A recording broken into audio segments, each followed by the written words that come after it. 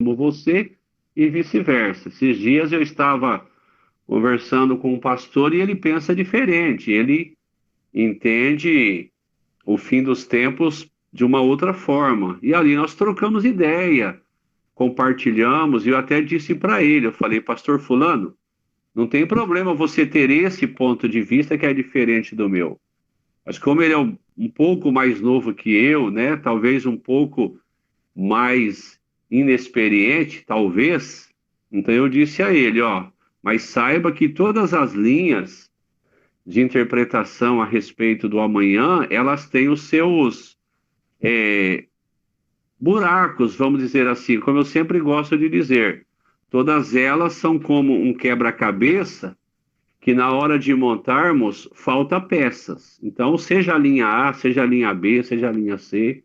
Então, às vezes eu vejo na internet pastores defendendo a linha que ele acredita e até fazendo chacota, né, de uma outra linha de interpretação. Eu não acho isso maduro, eu não acho isso, né, saudável, a não ser que seja uma heresia declarada. Do contrário, eu acho que tem que haver o respeito, porque em todas as linhas de interpretação existem pessoas que estudaram, pessoas que conhecem.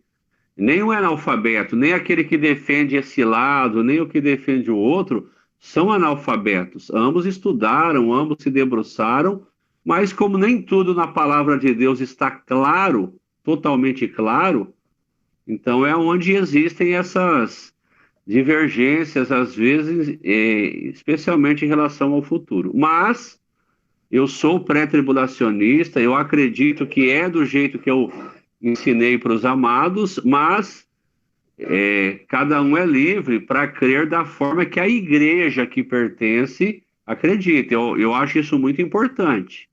Eu acho muito importante nós carregarmos nos nossos corações a linha de entendimento que a igreja, que a denominação que nós pertencemos acredita, né? Então, eu sou de uma igreja que é pré-tribulacionista, louvado seja Deus. Eu no caso aí da IMUB, São Leopoldo, eu sei que o pastor Giovanni também, ele tem esse entendimento pré-tribulacionista, então louvado seja Deus. Mas, pastor, eu sou de uma igreja que eles pensam desse jeito. Na bênção, caminhe na visão, caminhe no entendimento do seu pastor, caminhe no entendimento da igreja que você pertence, sem problemas, sem crise, louvado seja Deus. O mais importante é sabermos que existem os ensinamentos, termos a nossa opinião formada, o nosso ponto de vista, sempre aberto para aprendermos com a outra maneira, nunca totalmente fechados, sempre aberto para aprendermos. Se de repente amanhã nos convencermos, né, de que algo precisa ser reconstruído na nossa maneira de entendimento, sem problema, na bênção, glória a Deus. Então, dentro do nosso raciocínio pré-tribulacionista, nós falamos lá de alguns acontecimentos que têm acontecido, falamos de terremotos e até trouxemos esse dado que nos últimos 100 anos, é comprovado que nos últimos 100 anos aumentou assim o volume dos terremotos numa proporção como nunca antes e o poder de destruição deles também tem aumentado de forma tremenda. Falamos da questão das epidemias. O coronavírus é apenas mais um, não é o primeiro. Aí a história mostra de outras pandemias que, em poder de morte, de destruição, foram muito piores, né, que o coronavírus. Mas, enfim, estão aí as pestes, as doenças, fazendo parte de tudo aquilo que a Bíblia nos traz o entendimento, como acontecimentos que aumentariam com a proximidade da volta de Jesus. Falamos sobre a questão do engano, do aumento das heresias, a maldade, por aumentar a maldade, o amor no coração das pessoas iria se esfriar, e falamos vários sinais que hoje estão aí num volume um pouco maior acontecendo. Os irmãos sabem que o Brasil, esse ano, nós estamos vivendo, segundo os entendidos, a maior estiagem, falta de chuva dos últimos 90 anos. Ou seja, nos últimos 90 anos, nunca choveu tão pouco quanto esse ano do Brasil, e está aí tantas dificuldades que estão acontecendo, né? O mundo que está meio louco no caso aí do clima, enchentes na Europa que há muito tempo não acontecia, na China, queimadas na Rússia, enfim, são sinais, é a natureza dando o seu recado para o homem. O problema é o homem, né? O problema não é o macaco, o mico-leão dourado, o problema não é o pé de jabuticaba, o problema não é o bambuzal, o problema é o ser humano. É o ser humano que, com as suas práticas destruidoras, os seus pecados, é ele que vai contribuindo para que o sistema, né, vá apodrecendo e vá piorando cada vez mais. Aí, quando entramos propriamente dito, demos algumas informações a respeito do arrebatamento. Falamos que o arrebatamento ele acontecerá porque Jesus disse que aconteceria, a volta de Jesus aconteceria. Lá em João 14, Jesus falou que iria e ele foi. E ele disse que se ele fosse, ele voltaria e nos levaria para que onde ele estivesse, nós também estivéssemos. E glória a Deus. Depois falamos um pouco sobre a questão do harpazo, que é uma palavra que fala sobre o arrebatamento, que está lá em 1 Tessalonicenses, capítulo 4, quando lá diz que primeiro ressuscita os mortos salvos em Cristo, já ressuscitam num corpo transformado, glorificado, depois os que estão vivos, salvos, também igualmente têm os seus corpos transformados e todos juntamente ao encontro de Jesus nos ares. E aí nós comentamos que na nossa linha pré-tribulacionista, essa segunda volta de Jesus, porque a primeira aconteceu há 2000 anos atrás, essa segunda volta de Jesus, ela acontecerá em duas etapas. A primeira etapa é o que nós chamamos de arrebatamento, e a segunda etapa, 7 anos depois, quando ele volta, no final, Jesus volta no final dos 7 anos, quando a Bíblia diz que ele volta com os santos, entendimento ali, os santos, uma referência à igreja, porque lá em Apocalipse 19, quando se refere a isso, dá característica desses santos, que eles vêm com vestes de linho. Isso não pode ser falando de anjos, mas é uma referência clara à igreja, aos salvos. Essa descrição desses santos estarem com vestes de linho branco, uma demonstração clara que esses santos ali tem a ver com a igreja, com os salvos que já foram arrebatados e retornam com Jesus. Falamos também sobre a divisão de Apocalipse, que o capítulo 1 fala do Cristo glorificado, e o Apocalipse nós entendemos ele especialmente no versículo 19, né? Em Apocalipse 1:19, eu vou ler aqui, só para retomar o raciocínio, para que nós nos lembremos, né, de algumas coisas que nós falamos. Em Apocalipse 1:19 está escrito assim, ó. Portanto, aqui Jesus falando para João, portanto, escreve sobre tudo o que tens visto, tanto os eventos que se referem ao presente, como aqueles que sucederão depois desses. Então, Jesus pede para que o João escreva de coisas que ele viu, de coisas que estavam no presente e coisas que depois iriam acontecer. E o entendimento é que coisas que ele viu se refere ao capítulo 1, quando passa a visão do Cristo glorificado, é o que ele viu.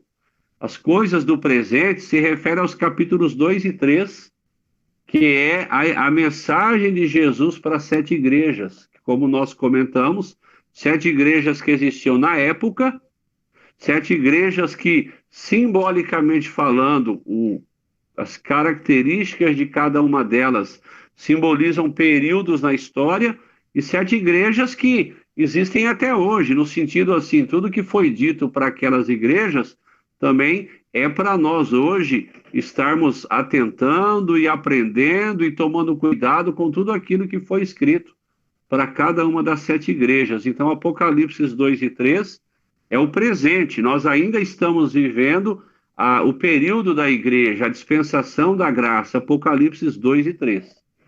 E quando ele diz para que João escrevesse os eventos que se referem ao futuro, coisas que sucederão depois, aí já é do Apocalipse 4 em diante, Porque sempre lembrando que o Apocalipse 4 ao 19, o assunto ali é grande tribulação. Apocalipse 4 e 5, uma visão da igreja já arrebatada, quando lá se refere aos 24 anciãos se prostrando diante do trono de Deus e lançando as suas coroas, uma referência aos salvos, à igreja, aos salvos do antigo, aos salvos do novo, 24 anciãos, e do 6 ao 19 propriamente dito, a tribulação, e entendendo que a partir do capítulo 12 começa a grande tribulação. Então nós poderíamos dizer que até o final do capítulo 11 nós estamos vivendo a primeira parte da grande tribulação, que é chamada de tribulação, primeiros 3 anos e meio,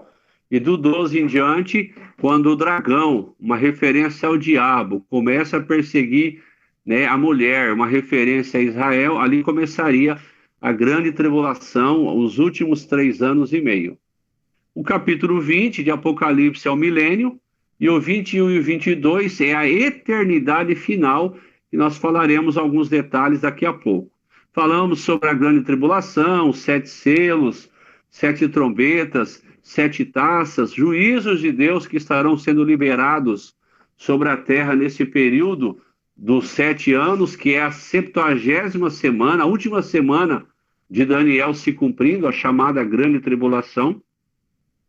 Lembrando que os 7 selos e as 7 trombetas, essas duas séries de juízos, elas acontecem na primeira metade da grande tribulação, primeiros 3 anos e meio.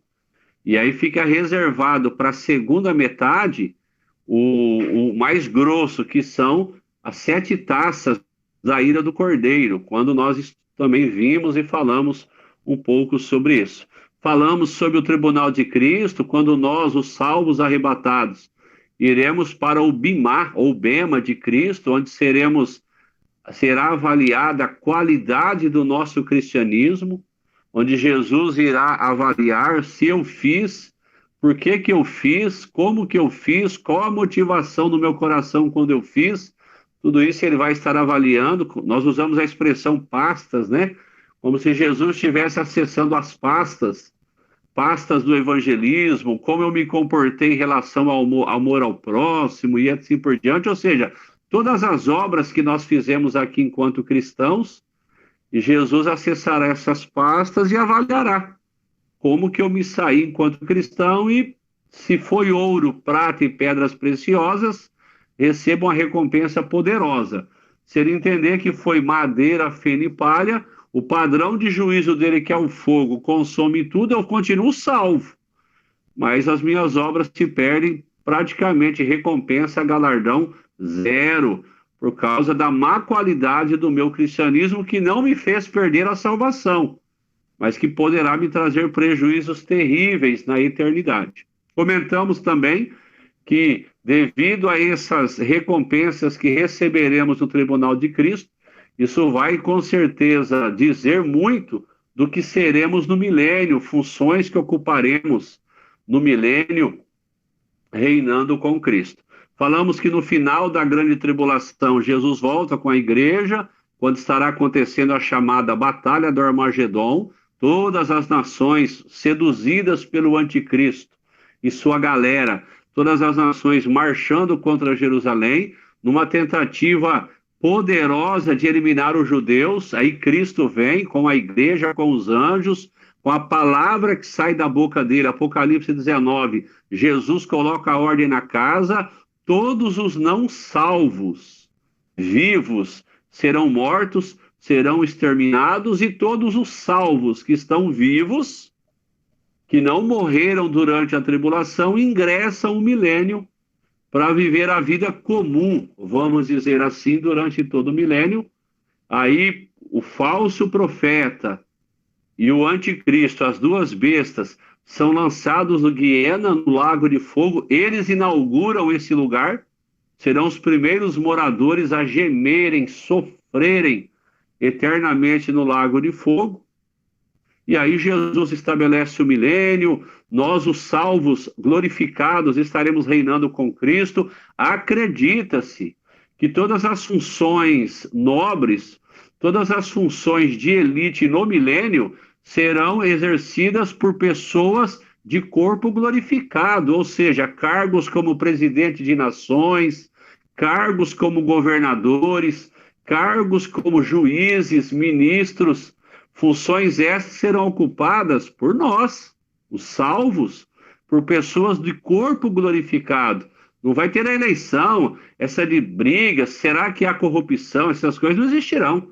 Cristo reinará na terra, ele será o governo justo e nós, os salvos, corpos glorificados, reinaremos com Cristo sobre essa galera que estarão na terra vivendo a vida comum. Comentamos que o diabo vai estar preso, amarrado literalmente por 1000 anos, a terra não sofrerá uma interferência, nenhuma vírgula de ação demoníaca, mesmo assim vai acontecer, embora o pecado vai estar bem reduzido, nada a ver como é hoje, porque é Cristo quem estará reinando, mas mesmo assim poderá acontecer e acontecerá das pessoas, especialmente aquela geração mais à frente, que nascerão a partir daqueles que ingressarem o milênio vivos, provavelmente um ou outro dessas pessoas poderão se rebelar contra Cristo, serão severamente punidas, porque o pecado será tratado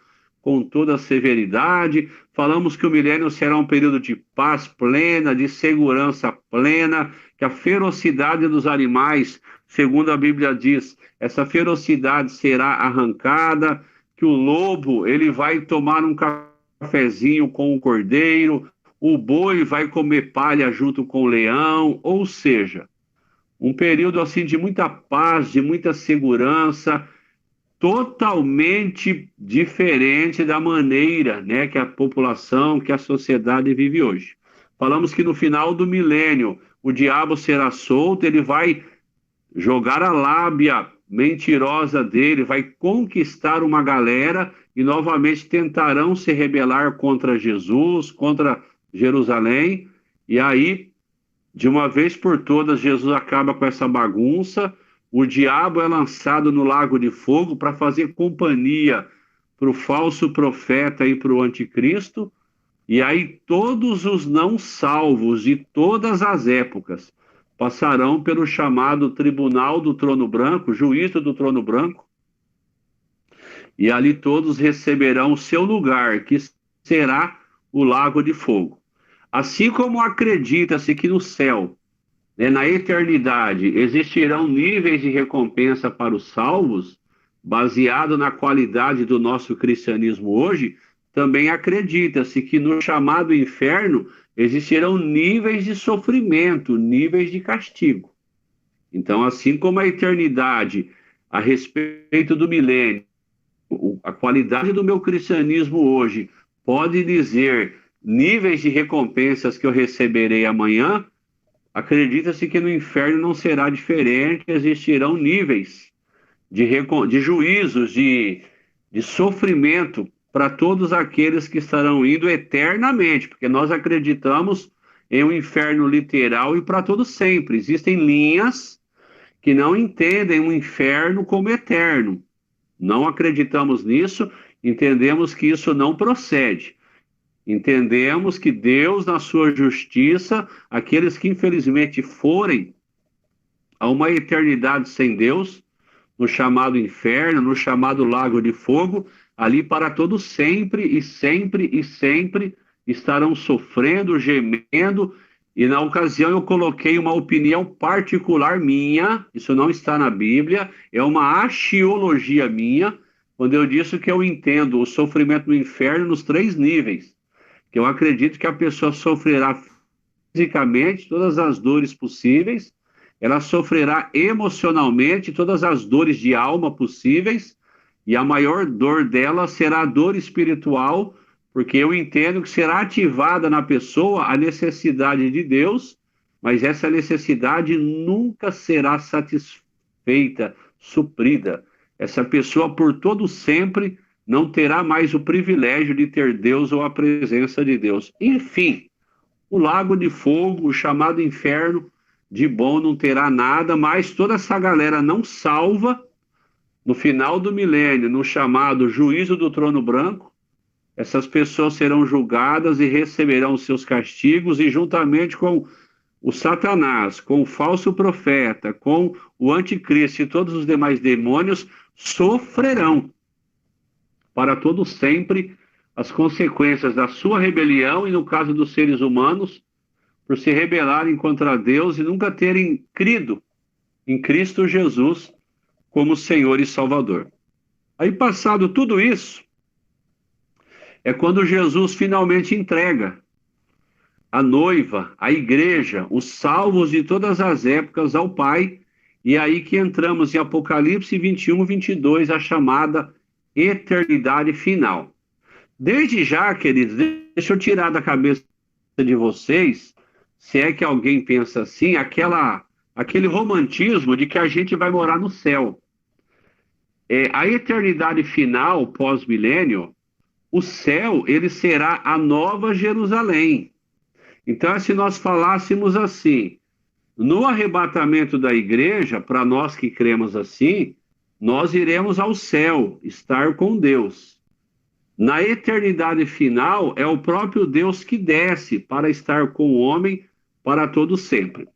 Então, essa eternidade final, que a nova Jerusalém, só vai estar nela todos os redimidos pelo sangue do Cordeiro, ou seja, todos os salvos de todas as épocas.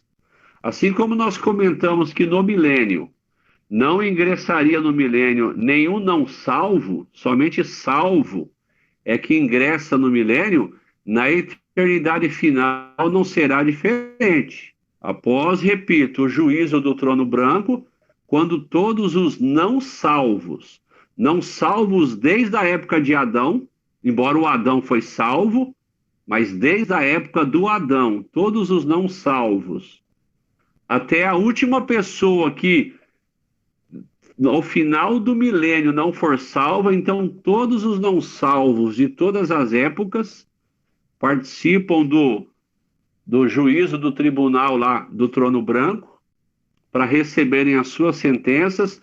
Aí esses, para todo sempre no inferno. Aí sobra somente salvos. Somente salvos. Salvos do Antigo Testamento, salvos do Novo Testamento igreja, que fomos arrebatados, salvos da grande tribulação, quer sejam os que se tornaram mártires, porque foram perseguidos e assassinados pelo sistema babilônico, que será orquestrado em torno do anticristo. Salvos que sobreviverão ao milênio, à tribulação, e ingressarão no milênio, e por todo o milênio serão salvos, pessoas que irão nascendo no milênio e crerão em Cristo. Então, salvos de todas as épocas, porque creram em Cristo, porque foram redimidos pelo sangue do Cordeiro. Então, todos esses salvos, eles adentram a eternidade, a nova Jerusalém celestial. Então, esse é o nosso destino. Por que nós estamos servindo Jesus hoje? Para que lá no fim de tudo, pós grande tribulação, pós-milênio, para que lá no final de tudo nós possamos ingressarmos na eternidade final. Então, lógico que até lá tem muita coisa para acontecer. Tem o arrebatamento, para nós tem o tribunal de Cristo, depois nós retornamos com Cristo, reinaremos com Cristo no milênio, só coisa boa. Mas vamos colocar assim, o filé mignon, o melhor de tudo, nós usufruiremos quando ingressarmos nessa eternidade final. Eu vou ler como eu escrevi aqui, ó. Todos os redimidos pelo sangue do Cordeiro estarão para sempre, na nova Jerusalém celestial. Este é o nosso destino. Isso é incomparavelmente melhor do que a terra e os seus encantos. E eu repito, a eternidade final, nós não temos assim tanta revelação sobre. Mas o pouco que a Bíblia fala, especialmente em Apocalipse 21, 22, quando começa a descrever um pouco, dando assim detalhes da nova Jerusalém celestial, o pouco que nós entendemos, queridos, como já foi falado em outras aulas, vale a pena qualquer coisa hoje. Vale a pena perdermos, renunciarmos, sacrificarmos, crermos em Jesus com mais paixão, porque essa eternidade final, por mais que não tenhamos uma revelação total de quão maravilhosa ela será e será anos-luz muito mais do que isso, valerá a pena, com certeza, estarmos participando. E é lá no céu que seremos transformados, né, e para todo sempre nós estaremos conforme a imagem de Cristo. Eu quero ler um texto aqui, Romanos, capítulo 8. Romanos, capítulo 8. Olha só o que diz a palavra de Deus. Romanos, capítulo 8, versículo 28, ó. Estamos certos de que Deus age em todas as coisas com o fim de beneficiar todos os que o amam, dos que foram chamados conforme o seu plano. Porquanto aqueles que antecipadamente conheceu, também os predestinou para serem semelhantes à imagem do seu Filho, a fim de que ele, Jesus, seja o primogênito entre muitos irmãos. E aos que predestinou, a estes também chamou, e aos que chamou, a estes igualmente justificou, e aos que justificou, a estes também glorificou, ou seja, uma referência ao nosso futuro, quer seja durante o milênio, quer seja durante a eternidade final. Essa nova Jerusalém, da nossa eternidade final, a Bíblia diz que ela desce de Deus e do céu. Então, esse céu, essa eternidade final, que nós eternamente estaremos com o nosso Deus, ou ela será na terra, muitos teólogos acreditam que ela será na terra, alguns entendem que não será na terra, que ela será aqui, um pouco acima da nossa cabeça, vamos colocar assim. Mas independente se ela será de fato na terra, embora é muito forte o pensamento de que a Nova Jerusalém será na terra, ou, ainda que seja um pouco acima das nossas cabeças, o fato é que será algo assim maravilhoso. Então, Apocalipse 3,12, ó, vamos ler lá, Apocalipse capítulo 3, versículo 12. Deixa eu ver o que diz aqui. Olha só o que diz, que Jesus está falando para nós. Farei do vencedor uma coluna no templo do meu Deus, de onde jamais sairá. Escreverei nele o nome do meu Deus e o nome da cidade do meu Deus, a nova Jerusalém, que desce do céu, da parte do meu Deus.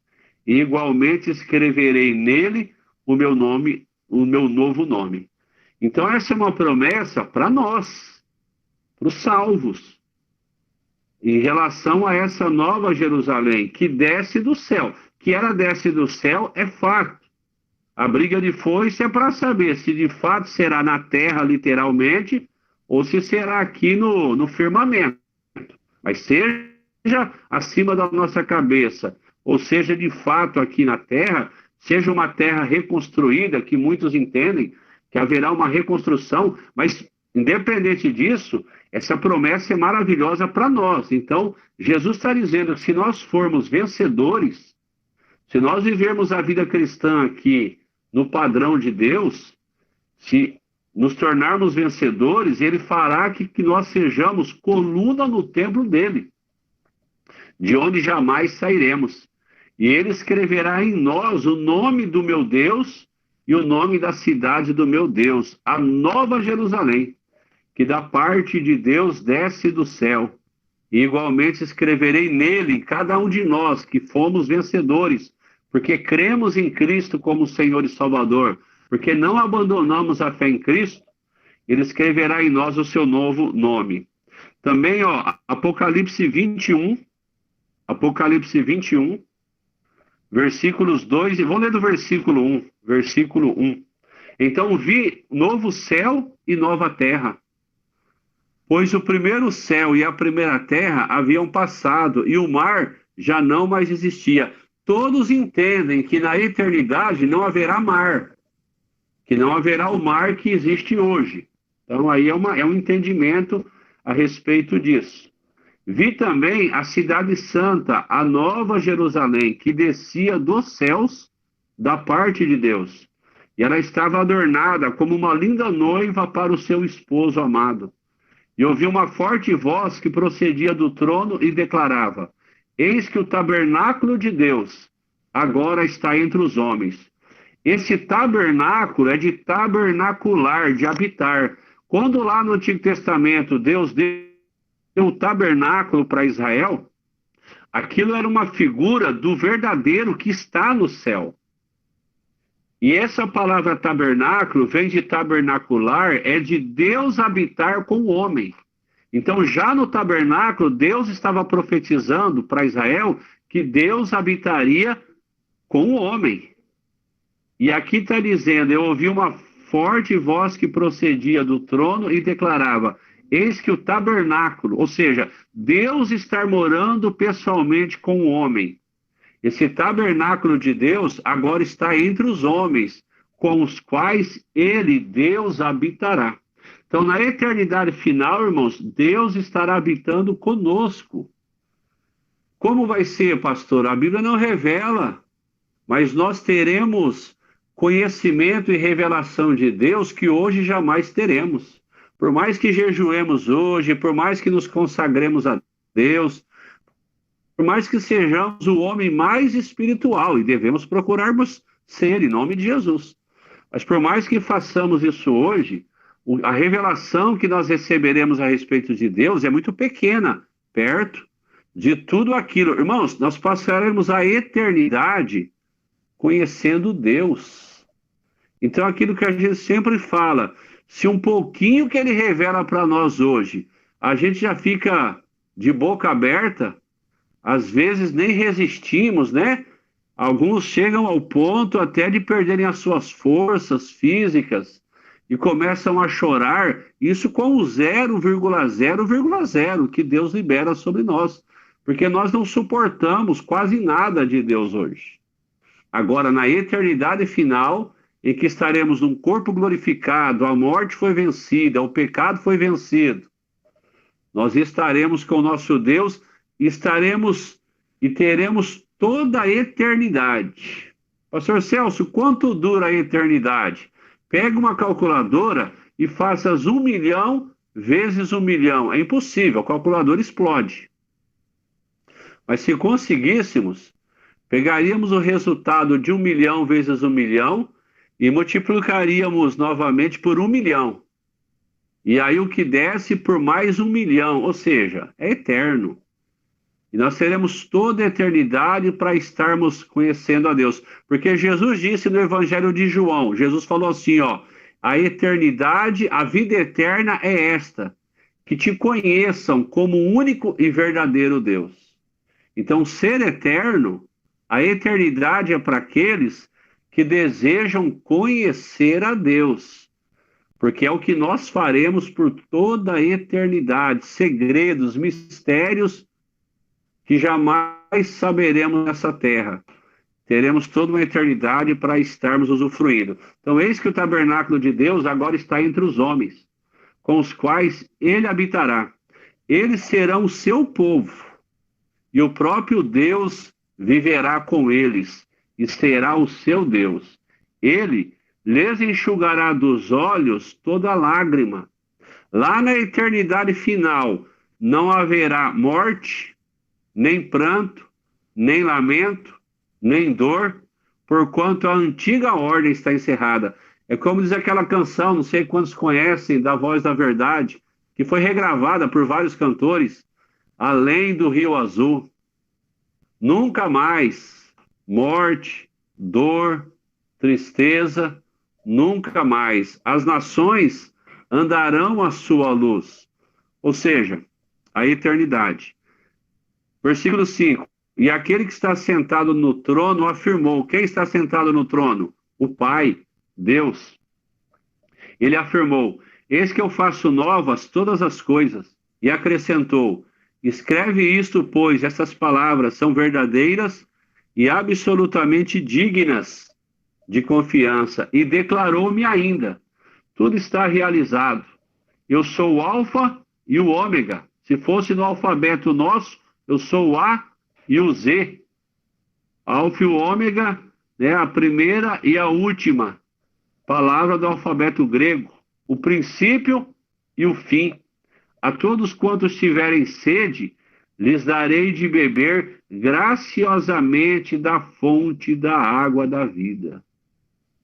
Então, assim, ó, eu aprendi esses dias, ouvindo uma pregação, que quando Jesus, lá nos evangelhos, falava de dar água para o povo de Israel, para eles aquilo fazia todo sentido, porque Israel é um território com muita carência de água potável.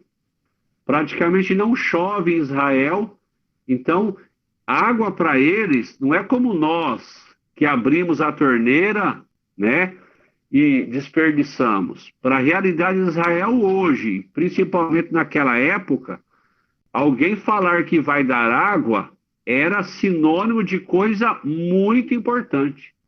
Então, quando Jesus falava que ele tinha uma água que podia matar a sede, para aquele povo aquilo era um assunto que interessava muito. Para nós não, nós temos rios aí no Brasil, à torto e direito. Temos o país aí que tem a maior reserva de água potável do planeta. Temos o rio Amazonas, temos rios enormes pelo Brasil, temos um solo fértil de água, um país tropical que, no geral, chove bastante. Temos o aquífero Guarani no Brasil, que é muito rico, mas para eles não. Então, quando aqui está sendo dito, Jesus está dizendo: a todos quanto tiverem sede, lhes darei de beber graciosamente da fonte da água da vida. Para eles isso era, meu Deus, que proposta maravilhosa. E é o que Jesus está propondo para todos nós que estivermos na eternidade final. O vencedor, somente o vencedor, gente. Mas o vencedor é definido hoje. É hoje que nós definimos quem será esse vencedor, mantendo a nossa fé em Cristo, não abandonando Jesus como muitos fazem. Abandonam Jesus por nada, por zero, por carro, por casa, por matéria, porque o pastor falou algo que eu não gostei, porque eu não devolvi o dízimo e o pastor deu um sermão. Não. O vencedor vai ser crente maduro. Cristão que não importa o que aconteceu, eu fico firme. Eu aguento o tranco, eu continuo caminhando com Jesus, eu vou resistir o pecado, eu vou pedir perdão, eu vou me arrepender, mas eu vou ficar firme. Então, esse vencedor, aquele que quando sair da esfera terra, estiver firme, confessando Jesus Cristo, agarrado na fé em Jesus Cristo, esse vencedor herdará todas essas bênçãos. Até porque só chega na eternidade final vencedores.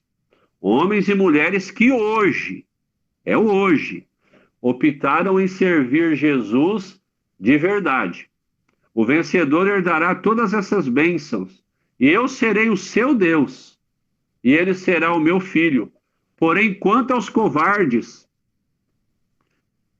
ou aos tímidos, né, dependendo da tradução, que é o mesmo que ter vergonha de demonstrar a minha fé em Cristo, ter receio de anunciar a plenos pulmões que eu sou cristão.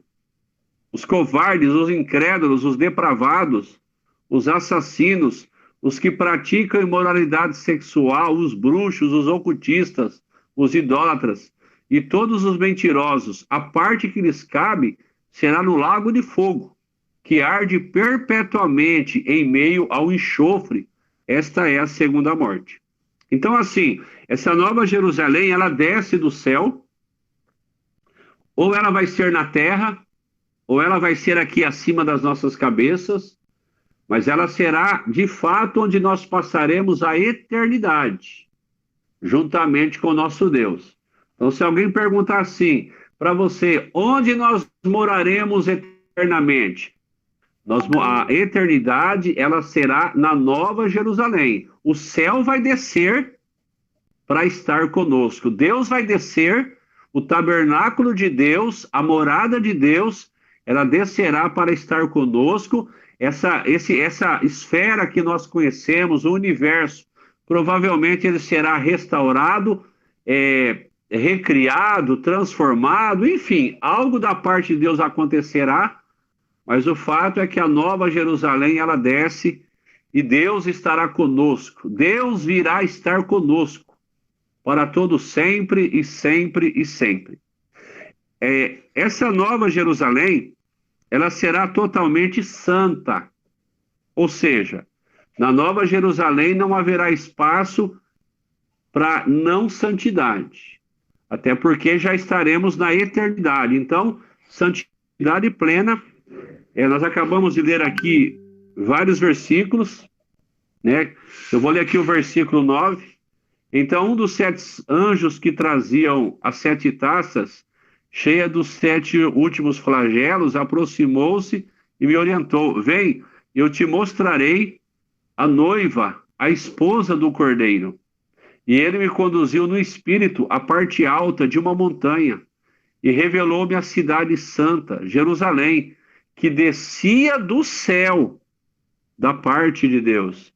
Ela resplandecia com a glória de Deus, e o seu esplendor era como o brilho de uma joia lapidada e muito preciosa, assim como um grande diamante translúcido feito de cristal puro. Então, a Nova Jerusalém será um ambiente assim maravilhoso. A Nova Jerusalém, ela terá a glória do Senhor. Então, assim, falarmos isso é vago, porque eu repito, nenhum de nós aqui experimentaremos em vida a totalidade do que isso significa. Mas é o que o versículo 11 está dizendo, eu vou ler de novo. Ó. Ela, a Nova Jerusalém, ela resplandecia com a glória de Deus. E o seu esplendor era como o brilho de uma joia lapidada e muito preciosa, assim como um grande diamante translúcido feito de cristal muito puro. Outra característica é que a Nova Jerusalém terá uma arquitetura própria. Apocalipse 21, do 12 ao 14, ó. Olha como se descreve a arquitetura dessa Nova Jerusalém. Tinha um sólido e altaneiro muro com 12 portais e 12 anjos. Junto aos portais, nessas portas adornadas, estavam escritos os nomes das 12 tribos de Israel. Assim havia 3 portas ao oriente, 3 ao norte, 3 ao sul e 3 ao ocidente. O muro da cidade tinha 12 fundamentos, e neles estavam gravados os nomes dos 12 apóstolos do Cordeiro. Ela vai ter uma arquitetura própria, talvez nada igual ao que os nossos olhos contemplam hoje. Ela terá uma dimensão própria. Apocalipse 21, 16 diz, ó, a cidade era quadrangular, de comprimento e larguras iguais. Ele mediu a cidade com a vara, e aí tinha 2.200 quilômetros de comprimento, a largura e a altura eram também iguais ao comprimento. Então aqui é muito interessante essa informação. A Bíblia traz para nós até o tamanho da Nova Jerusalém. Ela, traduzindo para o nosso sistema de metragem brasileira, as medidas que são apresentadas no versículo 16, embora na minha versão já dá no nosso linguajar português do Brasil, mas as medidas que são dadas em côvados, em algumas versões, seriam 2.200 quilômetros, não metros. Irmãos, eu estou em Santa Bárbara do Oeste, interior de São Paulo, região de Campinas, e eu estou a mais ou menos 1.300 km de São Leopoldo, mais ou menos.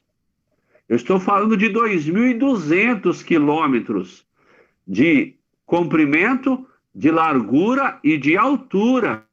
Essa é medida que a Bíblia traz da Nova Jerusalém. Ou seja, é como se eu fosse daqui até São Leopoldo e voltasse, é o comprimento. A mesma medida é a largura. E a mesma medida é a altura. Aqui, para os irmãos que já andaram de avião, quando a gente está lá em cima nos ares, nós estamos a 12 mil metros de altura, 12 quilômetros. Nós estamos falando de 2.200 quilômetros, não de 12 quilômetros. Porque nós estamos lá no avião da Gol, da Azul, nessa altura, 12 km no máximo, 13, 11. Agora estamos falando de 2.200 de altura, de largura e de comprimento. Esse é o tamanho da Nova Jerusalém. E alguns entendem, aí é um entendimento, que nós estamos falando da Nova Jerusalém. Muitos entendem que outros espaços existirão. Mas assim, então quando Jesus falou em João 14, respondendo aos discípulos, quando ele falou assim: não se turbe o vosso coração, credes em Deus, crede também em mim, pois na casa de meu pai há muitas moradas. Jesus não estava brincando. Ele estava falando de algo espaçoso, grandioso, maravilhoso, que comportará, gente, todas quantas pessoas quiserem e desejarem estarem lá nesse lugar. Basta nós crermos em Cristo para estarmos nessa Nova Jerusalém, enorme, uma espécie de cubo, de quadrado, um lugar que não haverá dor, que não haverá choro, que não haverá tristeza. A nossa mente buga, não consegue alcançar o que é isso, mas são as informações que a palavra de Deus nos traz. Então, esse será o tamanho da Nova Jerusalém. 2.200 km, largura, comprimento e altura, ou seja, é um trem grande demais. Uma outra informação é que a Nova Jerusalém, ela tem um tipo de material próprio. Olha o versículo 18 do 21. O muro era todo feito de diamante, e a cidade era de ouro puro, semelhante a vidro líquido. Gente, hoje o homem mata, hoje o homem faz loucuras por ouro, por diamante. Nós vamos ter o privilégio de morar eternamente com Deus. Se não tivesse nada disso, gente. Se a Bíblia falasse assim, a Nova Jerusalém vai ser de latão enferrujado, nós estaremos com Deus. O fato de nós estarmos com Deus para todo sempre, conhecendo a Deus, tendo o privilégio de conhecer algo que hoje nós não conhecemos, irmãos. Nós temos algumas migalhas que o nosso Deus libera, porque nós não alcançamos hoje. Nós não temos estrutura, nós não temos capacidade para conhecermos a Deus no nível. Aqui não. Aqui nós estaremos com Deus, ponto. Só o fato de falar assim, ir para o céu, maneira que nós nos expressamos, irmos para a eternidade final, estarmos na Nova Jerusalém com Deus para todo sempre, isso já era para ser, ponto. A maior proposta para que hoje nós percamos e renunciemos tudo que for necessário. Mas além disso, hoje o homem briga por coisas valiosas. O lugar que nós estaremos eternamente, a Bíblia está dizendo que o muro será todo feito de diamante, a cidade inteira de ouro puro, semelhante ao vidro límpido.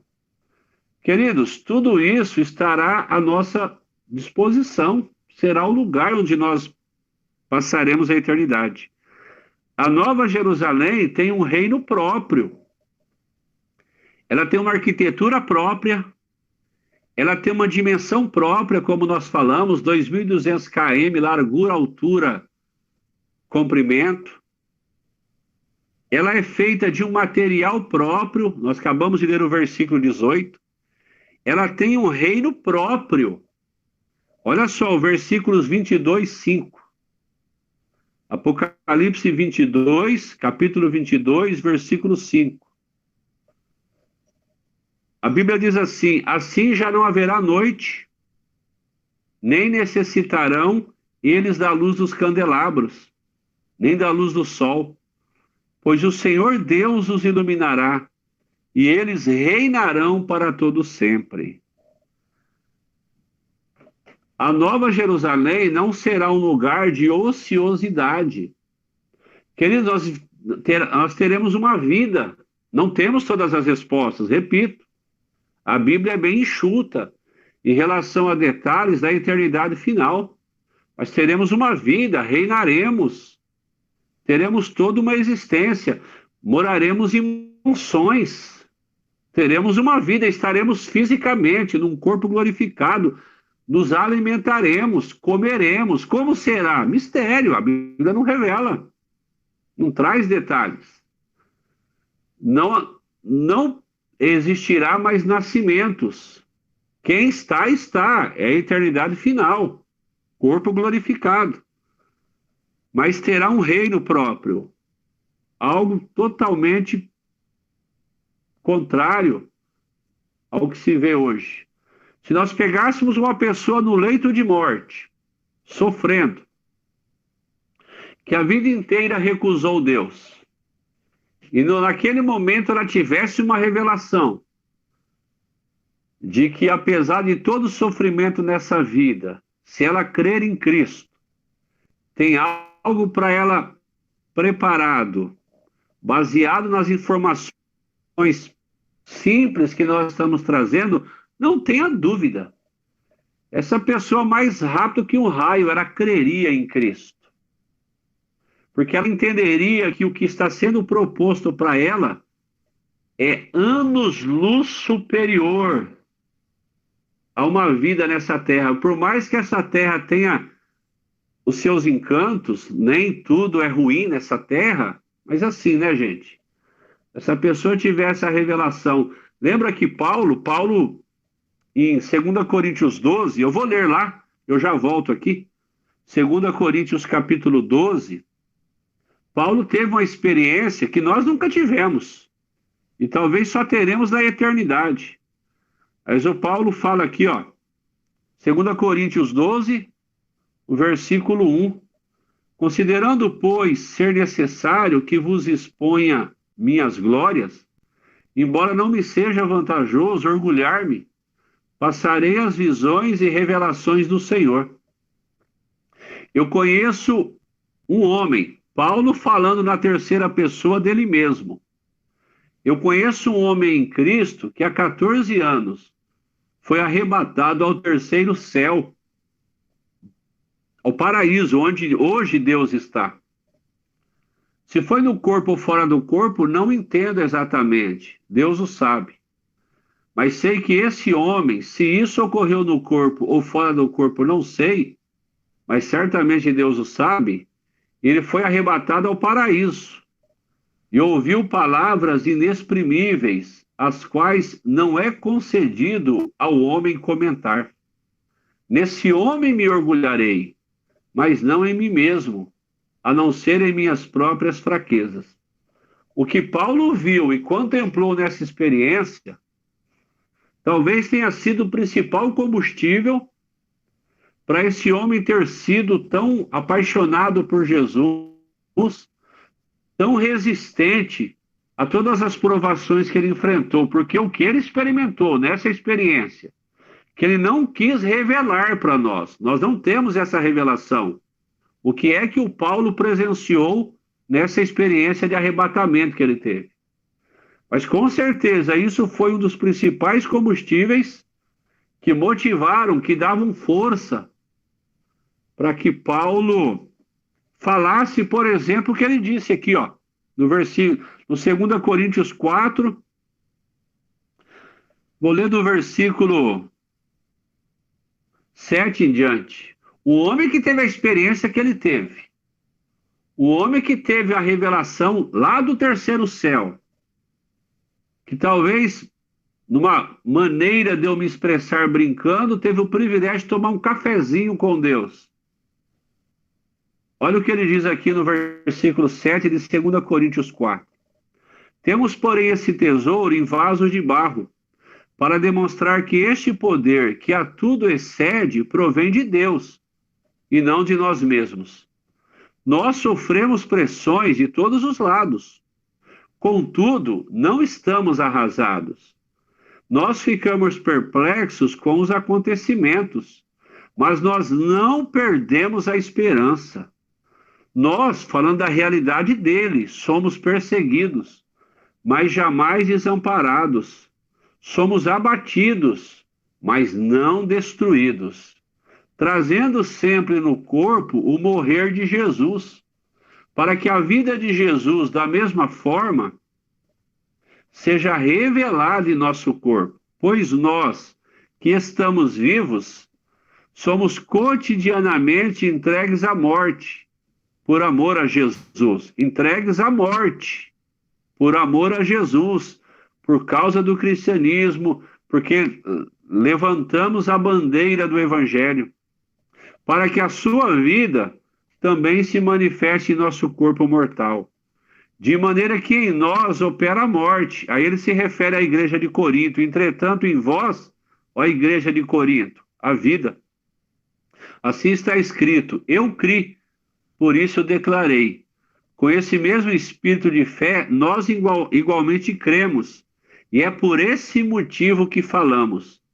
Temos certeza de que aquele que ressuscitou o Senhor Jesus dentre os mortos, da mesma forma nos ressuscitará com ele e nos apresentará convosco. Tudo isso é para o vosso benefício, para que a graça que está alcançando mais e mais pessoas faça transbordar as muitas ações de graça para a glória de Deus. Portanto, ele dá um conselho para nós, 16. Portanto, não desanimamos, ainda que o nosso exterior esteja se desgastando, o nosso interior está em plena renovação dia após dia, pois as nossas aflições leves e passageiras. E quando você faz um raio-x da realidade deles, irmãos, de leve e passageira não tinha nada. Eram circunstâncias terríveis. Era um cristianismo perseguido. Não eram aplaudidos, não davam autógrafo porque eram cristãos. Não recebiam likes ou curtidas nas suas postagens porque eram cristãos. Paulo tem um outro texto que ele se declara, ele se compara como um apóstolo, como o remador do último porão. Ele se considerava um escravo, como se ele fosse, porque na realidade do Império Romano, quando uma pessoa era condenada à morte, ela ia para os navios romanos e lá nos cafundó do navio, lá embaixo, ficavam os escravos acorrentados remando. E esse escravo somente sairia dali quando morresse. Quando Paulo se refere a ele como apóstolo, como homem de Deus, ele se coloca dessa forma, como espetáculo ao mundo, como remador de último porão, alguém que entendeu tão profundamente o cristianismo, é como se ele já estivesse desprovido de vaidade do homem. Eu sou um remador do último porão, eu sou como um escravo de Cristo, que vou até as últimas consequências. Então, pois as nossas aflições leves e passageiras estão produzindo para nós uma glória incomparável, de valor eterno. Sendo assim, fixamos os nossos olhos não naquilo que se pode enxergar, terra, coisas palpáveis, mas fixamos os nossos olhos nos elementos que não são vistos. Pois os visíveis, aquilo que é visível, é temporal, ao passo que os que não se veem são eternos. Irmãos, algo parecido com isso Jesus falou. Quando lá em Mateus capítulo 6, versículo 19, Jesus falou assim: não ajunteis tesouro na terra, onde a traça, a ferrugem consome, onde o ladrão rouba. mas ajuntem tesouros no céu. Jesus estava pregando a eternidade. Jesus estava tentando ganhar os nossos corações para a eternidade. Então é para esse lugar que nós estamos caminhando, né? Para a eternidade, esse lugar maravilhoso. Então a Nova Jerusalém, ela terá um reino próprio. Uma outra informação. As características dessa eternidade final, o chamado perfeito estado eterno, com isso chegará de fato o fim do mundo que nós conhecemos, né? E começará o dia da eternidade. Vamos ver 2 Pedro capítulo 3, o que a Bíblia fala sobre 2 Pedro capítulo 3. Olha só o que diz o versículo 7. Aqui é aquele contexto em que estavam questionando o retorno de Jesus, e aí Pedro escreve, especialmente o capítulo 3, para trazer ordem nesses ensinamentos. E no versículo 7 em diante ele fala assim, ó: ora, por intermédio da mesma palavra, os céus e a terra que hoje existem estão também preparados para o fogo, reservados para o dia do juízo e para a total destruição dos ímpios. Contudo, amados, há um princípio que não deveis esquecer, que para o Senhor um dia é como 1000 anos, e 1000 anos como um dia. O Senhor não se atrasa em cumprir a sua promessa, como julgam alguns. Pelo contrário, ele é extremamente paciente para convosco e não quer que ninguém pereça, mas que todos cheguem ao arrependimento. Entretanto, o dia do Senhor virá como ladrão, no qual os céus desaparecerão ao som de um terrível estrondo, e os elementos se desintegrarão pela ação do calor, a terra e toda a obra nela existente serão expostas ao fogo. Ora, se tudo que existe será assim aniquilado, que espécie de pessoas é necessário que sejais? Pessoas que vivem em santidade e piedade, aguardando o dia do Senhor e apressando a sua vinda. Aquele dia os céus se dissolverão pelo fogo, e todos os elementos ardendo se dissiparão com o calor, todavia confiados em sua promessa. Esperamos novos céus e nova terra, onde habita a justiça. Então, provavelmente haverá uma reformulação de todo o universo que nós conhecemos, e como será isso não sabemos, mas isso acontecerá, e ali chegará o fim que nós conhecemos como hoje. E aí começará o dia da eternidade. Olha o que diz Lucas, capítulo 20, o Evangelho do Lucas, capítulo 20. O dia da eternidade é uma referência ao período eterno, dia no sentido de tempo. Embora a eternidade não será tempo, será eterno. Lucas 20, 35.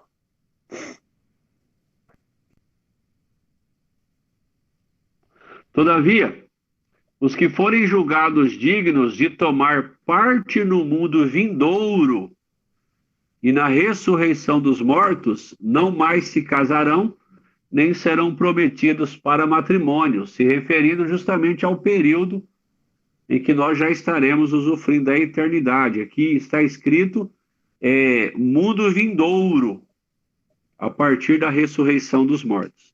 Na eternidade final, a comunhão será perfeita. A comunhão entre nós, e também a comunhão entre nós e Deus, ela será simplesmente perfeita, algo assim maravilhoso. Apocalipse 22, 4 diz assim, ó. Apocalipse 22, 4. Eu vou ler do versículo 1. Então o anjo me mostrou o rio da água da vida, que translúcido como cristal, fluía do trono de Deus e do Cordeiro. Esse rio que passa no meio da rua principal da cidade. De uma a outra margem do rio está a árvore da vida, que produz 12 frutos de mês em mês, e as folhas das árvores servem para a cura das nações. E nunca mais haverá maldição. Nela estará o trono de Deus e do Cordeiro, e os servos do Senhor os servirão. Eles contemplarão a sua face, e o seu nome estará sobre a fronte dos seus servos. Assim já não haverá noite, nem necessitarão eles da luz dos candelabros, nem da luz do sol, pois o Senhor Deus os iluminará e eles reinarão para todo sempre.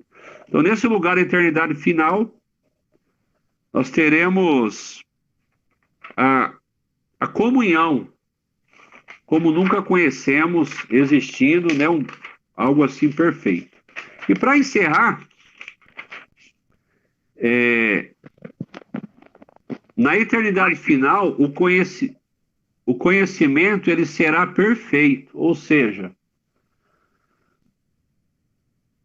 tudo que nós sabemos hoje é nada, é zero, perto do o que nós conheceremos. Mistérios que hoje talvez serão revelados para nós. Então, o conhecimento será algo assim que para nós hoje é inimaginável, né? O que nós poderemos estar usufruindo em nome de Jesus. Tem outros pontos aqui, mas eu não quero me alongar, porque assim, como eu disse, quando falamos desse período chamado eternidade final, por isso que eu quis trazer algumas informações que estão ali em Apocalipse 21, 22, porque Apocalipse 21, 22 é o que mais nos fornece. Então, quando você ler Apocalipse 21, 22, é justamente desse período que está sendo falado, a eternidade final. Então, nós não temos assim pormenores, a Bíblia não traz, tá? Mas como nós viveremos, como será na prática, não temos essas revelações. Temos a revelação de que o próprio Deus estará conosco, provavelmente será aqui na terra, a nova Jerusalém, a terra sim, vai ser reformulada, né?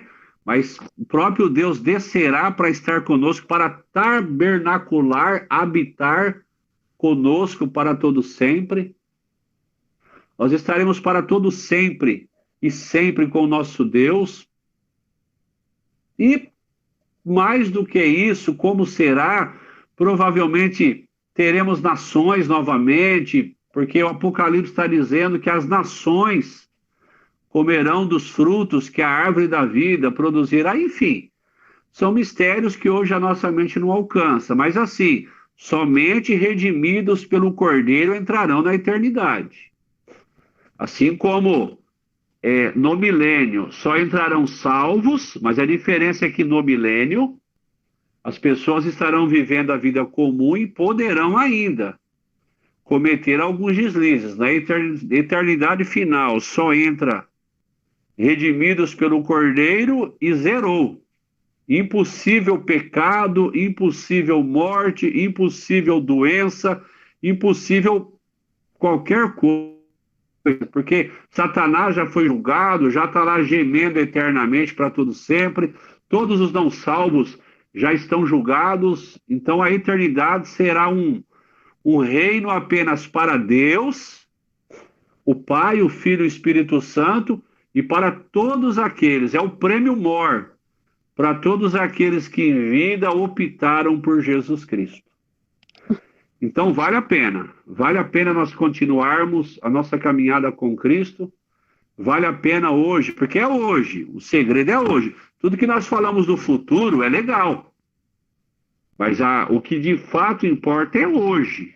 A minha fé em Cristo, o meu despertar para Cristo, a minha entrega para Cristo, o meu buscar a presença de Deus, porque não basta eu ter informações e essas informações ficarem armazenadas no meu HD cerebral, mas elas não resultarem no meu dia a dia numa mudança de vida.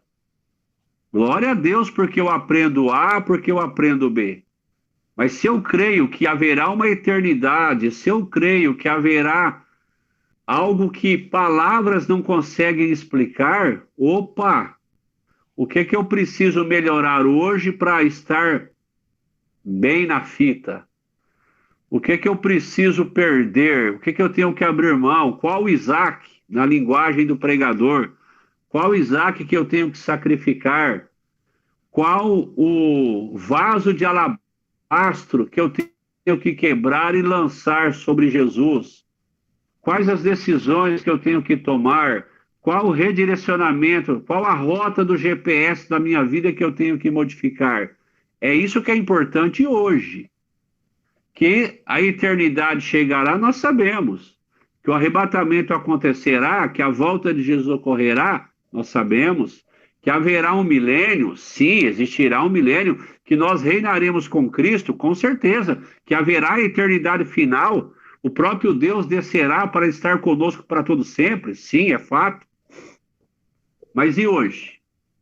Mediante tudo isso, qual o estilo de vida que eu vou adotar para cada vez mais estar mantendo e alicerçando a minha fé em Cristo Jesus? Porque quando a gente fala de nos entregarmos mais a Deus, é porque uma pessoa que se entrega a Deus cada vez mais, ela faz a manutenção da sua fé. E nós aprendemos que a única coisa que me rouba a salvação é perca da fé. É eu apostatar da fé. E quanto mais eu estiver, né, ligado ao meu Deus, quanto mais eu estiver apaixonado por Jesus, a minha fé é fortalecida.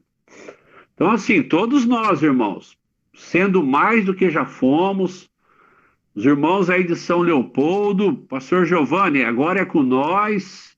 Senhor, acabaram-se os seus problemas. Se o senhor precisava de um grupo de pessoas de fato entregues a Deus, o senhor encontrou. Acabou, o senhor não vai mais ficar com o cabelo branco por causa de nós, nem a barba branca, porque agora a gente vai ser crente como nunca foi. É assim, irmãos. Não basta eu ter conhecimento e um ano depois, ó céus, ó vida, estou com uma preguiça de ir no culto. Ai, lê a Bíblia, meu Deus. Conhecimento assim não adianta nada, serve para nada. Agora, o pouco que eu aprendi, eu vou mudar a história da minha vida. Eu lembro que um rapaz uma vez falou para mim, e esse rapaz continua hoje, é um homem casado, e ele hoje é um pregador do evangelho, enfim. E na época ele era um jovem promissor na igreja. E ele estava naquela luta da juventude, um jovem já de 20 e poucos anos, não era nenhum bebê não, já tinha bastante tempo de caminhada cristã, mas estava numa fase difícil. E teve um acampamento de jovens, e ele foi apenas um espectador. E eu lembro que ele falou assim para mim, olha, eu vou buscar a Deus como nunca, e eu profetizo que no ano que vem eu serei um dos que estarei ministrando no acampamento.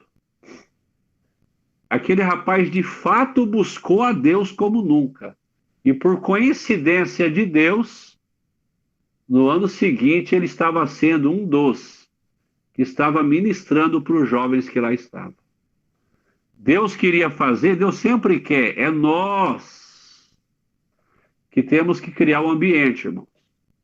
Então, no céu ou no tribunal de Cristo, nenhum de nós poderemos falar assim, ó, foi o pastor que não me deixou, foi o pastor que me impediu, foi aquela irmã, tudo desculpa esfarrapada.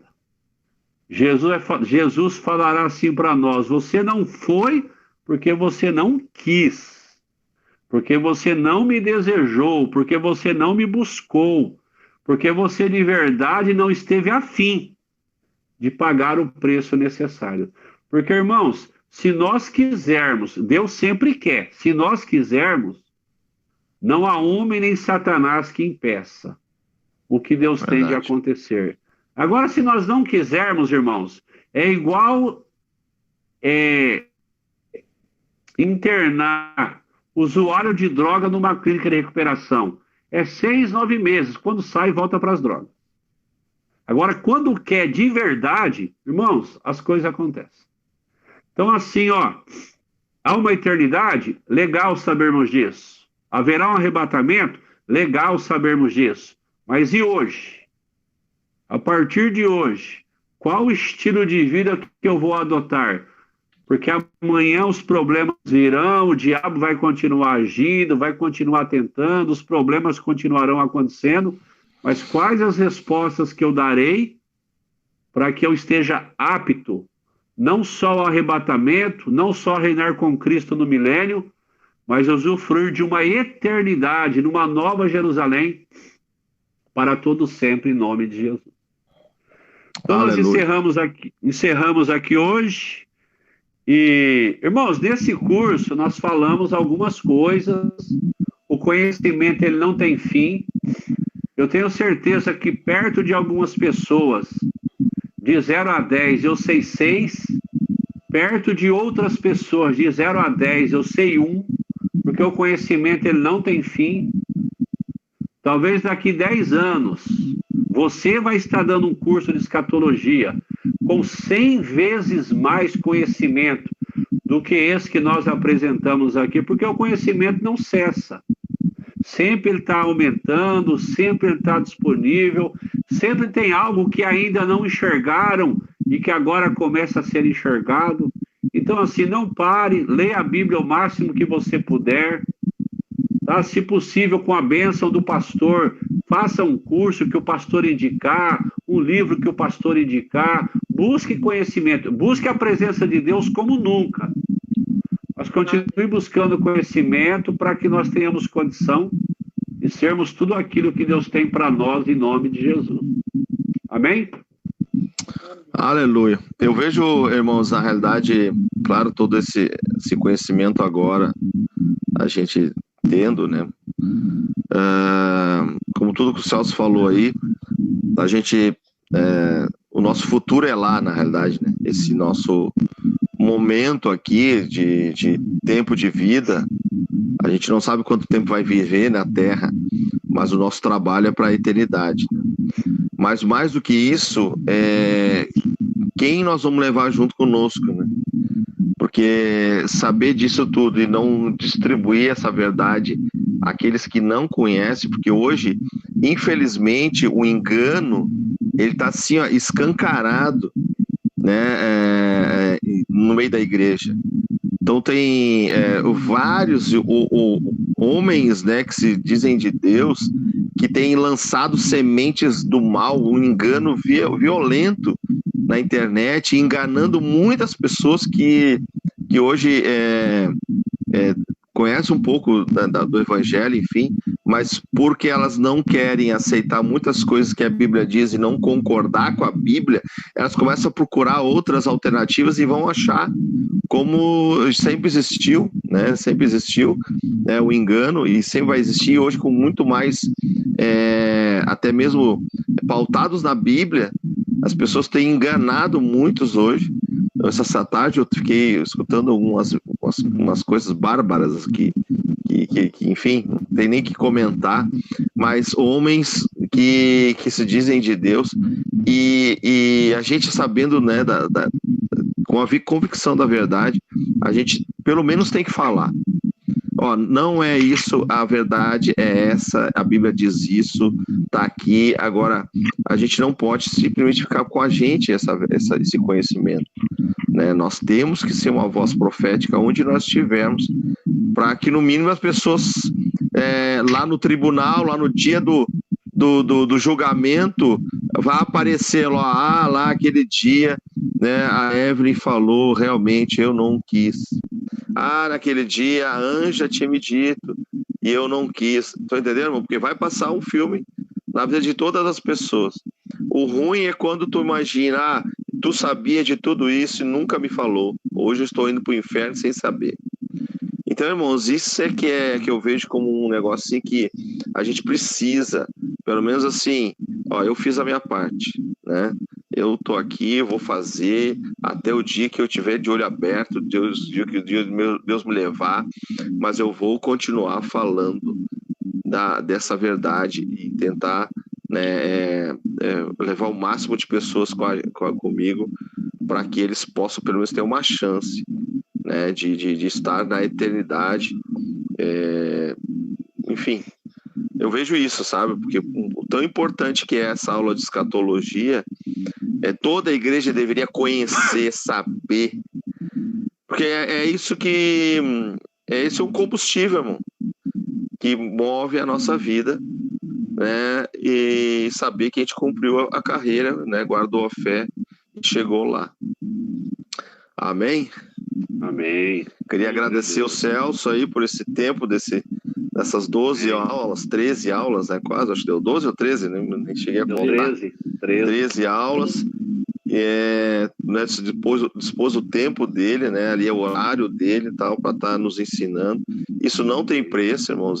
Tu vê que o coração dele faz com amor e com prazer. É isso que a gente tem que levar de ensino, né, na nossa vida, né?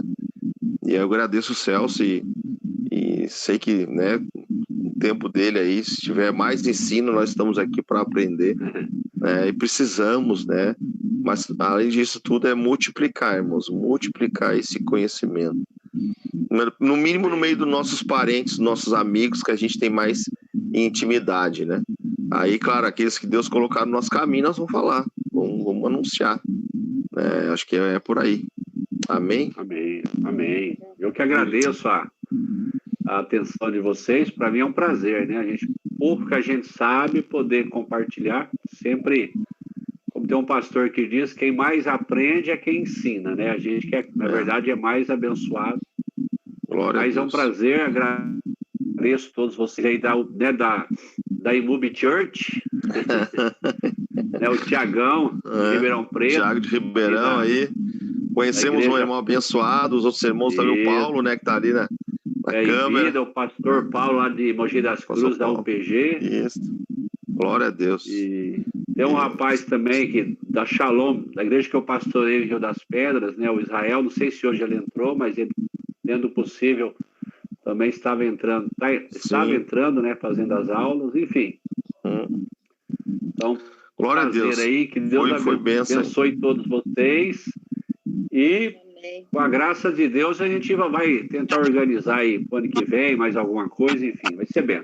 Isso, vamos estar junto. Glória a Deus. Em outubro o Celso está aí com a gente aí. Já vai ter passado o frio, né? Mas... Então tá bom, gente. Um abraço, Deus abençoe, Celso. irmão. Deus abençoe a família, é tudo de bom. Obrigado. Bom frio aqui. Bom frio essa semana para vocês aí. Até sábado já está aquecendo de novo. Amém. Tchau, queridos. Deus abençoe. Dúvida, pergunta no grupo lá. Deus abençoe. Isso. Tchau. Vamos manter esse grupo aí continuando, né? Qualquer dúvida a gente pode usar ele para estar conversando lá e tal. Deus abençoe. Fica com Deus. Um abraço.